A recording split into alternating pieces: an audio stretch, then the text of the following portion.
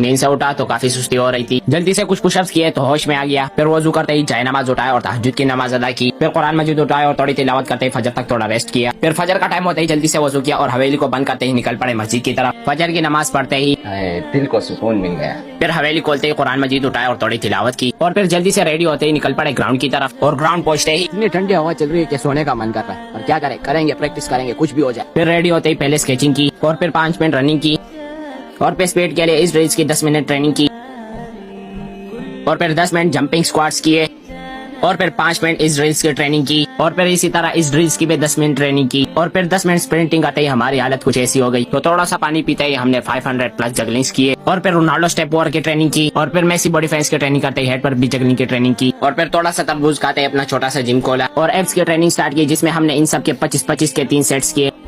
और हाँ, अगर आप लोग भी मेरी तरह एब्स बनाना चाहते हैं तो ये एक्सरसाइज फॉलो करें। और फिर लास्ट में 100 पुशअप्स करते ही कुछ पुलअप्स किए और फिर किट धोते ही जल्दी से फ्रेश हो गया और फिर ब्रेकफास्ट रेडी करते ही बिस्मिल्लाह पढ़ के कुछ इस तरीके से खा लिया। तो ये था डे 70, जिसमें हमारी बॉडी कुछ इस तरह लग रही थी। तो 10 में से कितना रेट करोगे?